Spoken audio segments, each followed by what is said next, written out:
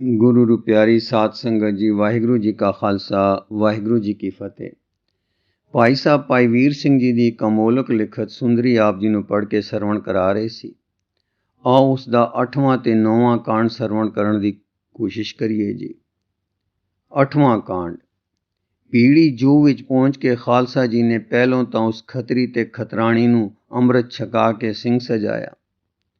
खतरी का नाम धर्म सिंह ते खतराणी का नाम धर्म कौर रखा गया। एक खतरी पहला तो मामूली निर्बल ते पिला भूख शहरीआ सी ते उपर दसे सदमे नाल होर झाऊं गया होया सी, पर हुण अपने इंदिए विच कामयाब हो के खिड़ गया ते बीरसी सत्संग नाल उत्साह पर आया। फिर अमृत छक के डाढा तकड़ा ते बली हो गया ते नितड़क बन विच फिरन दा डाढा प्यारा हो गया। इसदी वोटी सुंदरी नाल रल के लंगर दी सेवा करदी और बाणी कंठ करदी। एक दिन लंगर विच लूण मुक गया। सुंदरी धर्म कौर सने उस पहाड़ी वल चली गई जिस दे पिछले पासे पिंड विच कई वेर जांदी हुंदी सी। दोपहर दा वेला सी, धुप चंगी प्यारी प्यारी लगदी सी। सुंदरी हरनोटे वांग चौकड़ियां भरदी उस पिंड विच पहुंची। लूण मसाला लैके फिर घर नूं मुड़ी। जद पिंडों कुछ वाट लंघ आई तां पगडंडी तो रत्ता लांबियों एक हाय हाय दी आवाज आई। सुंदरी झिझक के खलो गई। फिर आवाज दी सेध उत्ते तुरी। की वेखदी है कि घापुर एक जवान पुरख लहू लुहान होया पिया है। अगे हो के सुंदरी ने उसनूं चंगी तरह वेख्या। उसदे मोढे पर तलवार दा घाव लगा सी और निक्के निक्के घाव तां किन्ने ही सन। लहू फरन फरन वग रहा सी। चेहरा पीला भूख मरोनी छाई हुई। ये दशा वेख के माता साहिब देवा दी बीर पुत्री ने रता जी ना मचकाया। अपने पोछण नालों लीरां पाड़ के उसदे पिंडे चों लहू पूंजिया और धर्म कौर नूं कहा कि किधरों पानी छेती लिया ते आपूं हिम्मत नाल उसदे घाव नूं उसदी पग नाल चंगी तरह बन्निया। इन्हें नूं धर्म कौर अपने पोछण नूं पानी विच त्रिबक करके लै आई। सुंदरी ने वो पानी उसदे मूँह विच चोया ते उसदे हाथां पैरां नूं पूंजिया। हुण उस पुरख नूं डोब विचों रत्ता बोलण दी होश आई। पहले तां बेसुधी जई विच केवल हाय मूँहों निकली, पर फिर अख भी खोली उस। जख्मी अपने आप दी सेवा हुंदी वेख के अचर सी कि ऐसे औकड़ दे वेले कौन आ पुकरिया। कुछ बोलना चाहया पर बोलण दी आसंग ना पाके चुप ही रह गया। हुण सुंदरी ने यह विचारिया कि जे ये पुरख इत्थे पिया रहा तद मर जाएगा। जे इसनूं पिंड पहुंचाया तां मते मैं आप ही किसी मुश्किल विच फस जावां ते जू विच लै चलां तां एक लिजाणा कठन, दूजे तुरख है, सारे भरा मैनूं शुदायण आखणगे। फिर कुछ धर्म कौर नाल सलाह कीती। छेकड़ इहो ही सोच पक्की होई कि इसनूं लै जा के इसदी सेवा करिए। गुरसिੱਖੀ यही है। ਵੱਡੇ ਔਖ ਤੇ ਕਸ਼ਟਾਂ ਨਾਲ ਉਹ ਵਿਖੜਾ ਰਸਤਾ ਉਹਨਾਂ ਬਹਾਦਰ ਤੀਵੀਆਂ ਨੇ ਉਸ ਭਾਰ ਨੂੰ ਚੁੱਕ ਕੇ ਪੂਰਾ ਕੀਤਾ ਔਰ ਜੰਗਲ ਦੀ ਅੱਧ ਕੋ ਵਾਟ ਪਹੁੰਚ ਕੇ ਥੱਕ ਗਈਆਂ। ਫਿਰ ਕਿੰਨਾ ਚਿਰ ਸਾਹ ਕੱਢਦੀਆਂ ਰਹੀਆਂ। ਛੇਕੜ ਦਿਨ ਢਲਣ ਦੇ ਵੇਲੇ ਟਿਕਾਣੇ ਤੇ ਪਹੁੰਚੀਆਂ ਤੇ ਪੁਰਾਣੇ ਬੋੜ ਦੇ ਹੇਠ ਸੁੱਕਾ ਘਾਹ ਵਿਛਾ ਕੇ ਚਾਦਰ ਪਾ ਕੇ ਉਸ ਨੂੰ ਲਿਟਾ ਦਿੱਤਾ ਔਰ ਖਾਣ ਦੀ ਚੀਜ਼ ਉਸਦੇ ਮੂੰਹ ਵਿੱਚ ਪਾਈ। ਜਾਂ ਇਹ ਗੱਲ ਸੁੰਦਰੀ ਨੇ ਵੀਰ ਨਾਲ ਕੀਤੀ ਤੇ ਸ਼ਾਮ ਸਿੰਘ ਨੂੰ ਖਬਰ ਹੋਈ ਤਾਂ ਦੋਵਾਂ ਨੇ ਨੱਕ ਵਟਿਆ ਔਰ ਭੈਣ ਨੂੰ ਸਮਝਾਇਆ ਕਿ ਦਇਆ ਕਰਨੀ ਸਾਡਾ ਧਰਮ ਤਾਂ ਹੈ, ਪਰ ਸਮਾਂ ਅਜਿਹਾ ਵਿੰਗਾ ਹੈ ਕਿ ਤੁਰਕਾਂ ਤੋਂ ਸਾਨੂੰ ਬਹੁਤ ਹੀ ਬਚਾਅ ਕਰਨਾ ਪੈਂਦਾ ਹੈ, ਕਿਉਂਕਿ ਉਹ ਸਾਡੀਆਂ ਜੜ੍ਹਾਂ ਮੇਖਾਂ ਪੁੱਟਣ ਦੇ ਗਿਰਦ ਹਨ। ਤਾਂ ਤੇ ਇਹਨਾਂ ਕੋਲੋਂ ਜੋ ਸ਼ਤਰੂ ਹਨ ਭਲੇ ਦੀ ਆਸ ਨਹੀਂ ਕਰਨੀ ਚਾਹੀਏ। ਜੇਕਰ ਅਸੀਂ ਕਿਸੇ ਚੰਗੀ ਦਸ਼ਾ ਵਿੱਚ ਹੋਈਏ ਤਾਂ ਪਰਵਾਹ ਨਾ ਕਰੀਏ, ਪਰ ਇਸ ਬਿਪਤਾ ਵਿੱਚ ਆਪਣਾ ਆਪ ਬਚਾਉਣਾ ਸਭ ਤੋਂ ਮੁੱਖ ਗੱਲ ਹੈ। ਸੁੰਦਰੀ ਨੇ ਕਿਹਾ, ਵੀਰ ਜੀ ਹੁਣ ਤਾਂ ਭੁੱਲ ਹੋਈ, ਫਿਰ ਕਾਲੀ ਨਹੀਂ ਕਰਾਂਗੀ। ਹੁਣ ਤਾਂ ਮੈਂ ਲਿਆ ਬੈਠੀ ਹਾਂ, ਪਰ ਅੱਗੇ ਨੂੰ ਮੈਂ ਵੱਡੀ ਚੌਕਸ ਰਹਾਂਗੀ। ਜੇਕਰ ਇਹ ਮਰ ਗਿਆ ਤਦ ਕੋਈ ਵਸ ਵਸੇ ਫਿਕਰ ਦੀ ਗੱਲ ਹੀ ਨਹੀਂ। ਜੇ ਬਚ ਗਿਆ ਤਾਂ ਅੱਖਾਂ ਤੇ ਪੱਟੀ ਬਨ ਕੇ ਕਿਤੇ ਦੂਰ ਛੱਡ ਆਵਾਂਗੇ। गल की भरावां दी खातर निशा करके सुंदरी अपने आहार विच लगी। रोज़ जद कम थों वेली होंदी तां उस बीमार दी सेवा करदी, उसदे कावां पुर तेल ला के पट्टी बनदी, खाण नूं जो बणे देंदी। कोई महीने को दी सेवा मगरों उस मुगल जवान दे घाव चंगे हो गए और तुरन फिरन लग पिया। उस सुंदरी दा वड्डा धन्नवाद करदा ते उसदे एहसान नूं वड्डे मिठे बचनां नाल दूणा चौणा करके मनदा। पर वड्डा हैरान इस गल उत्ते हुंदा सी कि सिख जो अत करड़े हन, दयावान भी परले दर्जे दे हन। ये गुण केवल इन्हां विच ही हन जो अग पानी दा मेल कर रखिया है। सरदार श्याम सिंह ने 2-4 सिंह उसदी तक विच पिछे छड्डे होए सन कि किधरे निकल ना जावे और रस्ता मालूम करके फेरियां नूं खबर ना कर देवे। कुछ चिर मगरों तां जां ਉਹ नवां निरोया हो गया ਤਾਂ छुट्टी मंगण लगा। इस करके ਇਹੋ सलाह होई कि इस दियां अखां पर पट्टी बन के एक सिख जंगलों कढ़ के किते दूर इस नूं छड्ड आवे। सो सरदार श्याम सिंह दे हुक्म मुजब इसे तरह कीता गया। पर सरदार जी दे जी विच वसवसा उठदा ही रहा कि गुरु सुख करे। 9वां कांड। कुछ दिन मगरों एक दिन सुंदरी लोडे को पैर उसे पिंड बन नूं मुड़ आउंदी सी। जद पहाड़ी चढ़ के पगडंडी दा रस्ता छड़ के अपने निशाने वल राह पैण लगी तद एक आवाज़ आई, बस खड़ी रहो। ये सुन के सुंदरी ने पिछे मुड़ के डिठा तां 4 हथियारबंद तुर्क सिपाही दिसे जो बिरछ दी आड़ विचों निकल रहे सन।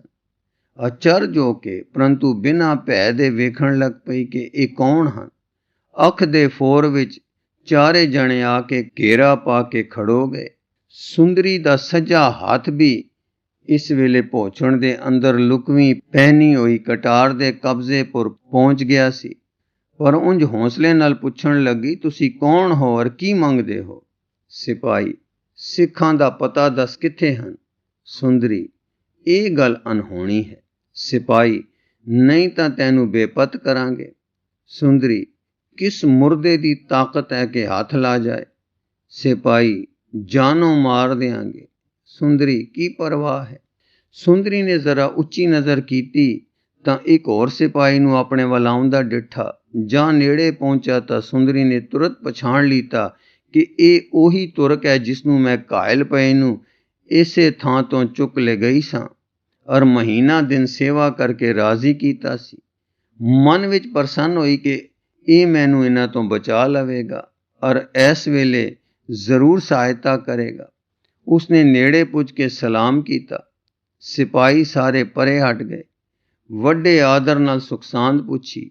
सुंदरी ने भी सत्कार नाल उत्तर दिता और कहा, ये लोग कौन हन और मेरे दुआले क्यों हो गए हन और वड्डी बेसत्कारी नाल गल्लां क्यों करदे हन? तुर्क बोलिया, बीबी तू नहीं जानदी कि मैं कौन सां ते कौन नहीं। पहले मैं अपना पता दसां तां तुहाडी समझ विच कुछ सौखा आ जावेगा। मैं उस नवाब दा नौकर हाँ जो तुहानू अपने पिंडों पकड़ लियाए सन।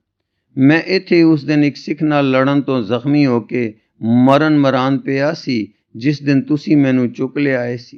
पहला तां मैं कुछ ना पछाता, पर 5-7 दिनां पिछों मैं तुहानू पछाण लीता सी कि तुसी ओह हो जिसनूं साडा नवाब पिंडों चक लियाया सी और फिर सिख मस्जिद विचों खो के लै गए सन।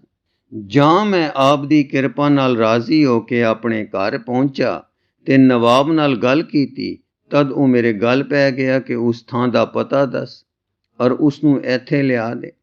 तद तां 5000 इनाम देंगे, नहीं तां मैं तैनू भी मार देंगा। सो मैं कई दिन जंगलां बन्नां विच टक्करां मारदा रहा हाँ। मैनू तुहाडी थां दा थौ नहीं लगा। छेकड़ मैनू चेता आया कि इस थां तो लंघदे होए तुसी मैनू लै गए सी। मैं सोचिया कि कदी ना कदी इथों लंघोगे ही।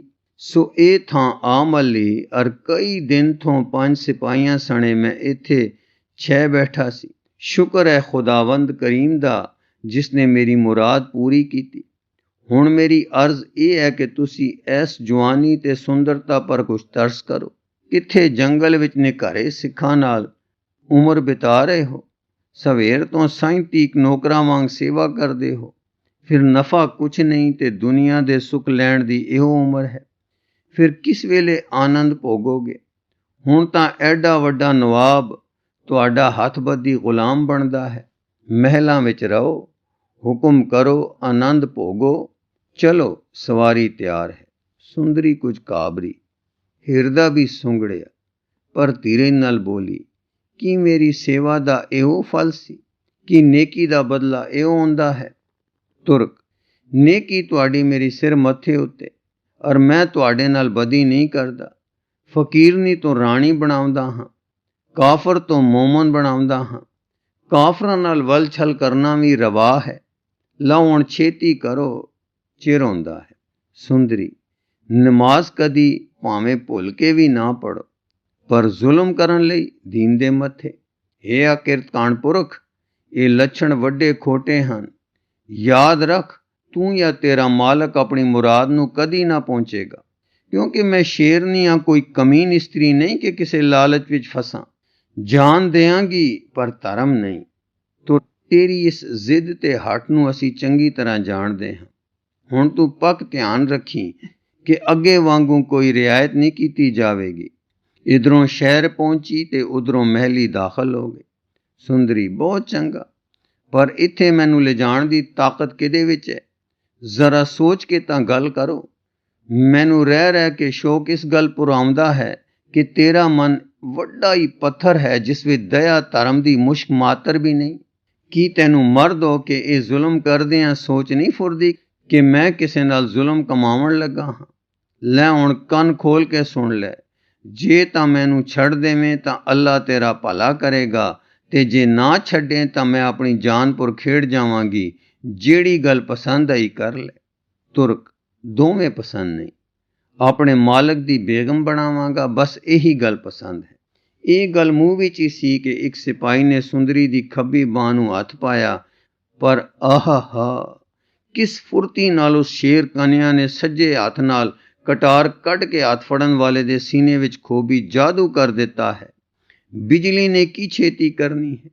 ਡੱਟਾ ਸਿਪਾਹੀ ਲਹੂ ਲੁਹਾਨ ਢਹਿ ਪਿਆ, ਫੜਕ ਫੜਕ ਕੇ ਜਾਨ ਤੋੜਨ ਲੱਗਾ। ਇਹ ਸਮਾਚਾਰ ਦੇਖ ਕੇ ਇੱਕ ਸਿਪਾਹੀ ਨੇ ਪਿੱਛੋਂ ਦੀ ਹੋ ਕੇ ਸੁੰਦਰੀ ਦਾ ਕਟਾਰ ਵਾਲਾ ਹੱਥ ਫੜ ਲਿਆ। ਦੂਜੇ ਨੇ ਲੱਕੋਂ ਹੱਥ ਪਾ ਕੇ ਚੱਕ ਲਿਆ।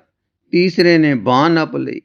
ਰੁੱਖਾਂ ਦੇ ਓਲੇ ਪੀਨਸ ਵਰਗਾ ਡੋਲਾ ਪਿਆ ਸੀ ਤੇ ਕਹਾਰ ਖੜੇ ਸਨ। ਝੱਟ ਡੋਲੇ ਵਿੱਚ ਸਿੱਟੀ ਗਈ, ਬੂਹੇ ਮਾਰੇ ਗਏ, ਅਰ ਵਿਚਾਰੀ ਸੁੰਦਰੀ ਫਿਰ ਤੁਰਕਾਂ ਦੀ ਕੈਦਣ ਹੋ ਗਈ। ਪੱਲੋ ਪੱਲੀ ਵਿੱਚ ਜਰਵਾਣੇ ਡੋਲੀ ਪਾ ਕੇ ਪਤਰਾ ਹੋਏ। ਗੁਰੂ ਰੂ ਪਿਆਰੀ ਸਾਧ ਸੰਗਤ ਜੀ, ਇਸ ਲਿਖਤ ਦਾ ਅਗਲਾ ਹਿੱਸਾ ਆਪ ਜੀ ਨੂੰ ਅੱਗੇ ਪੜ੍ਹ ਕੇ ਸਰਵਣ ਕਰਾਉਣ ਦੀ ਕੋਸ਼ਿਸ਼ ਕਰਾਂਗੇ ਜੀ। ਵਾਹਿਗੁਰੂ ਜੀ ਕਾ ਖਾਲਸਾ, ਵਾਹਿਗੁਰੂ ਜੀ ਕੀ ਫਤਿਹ।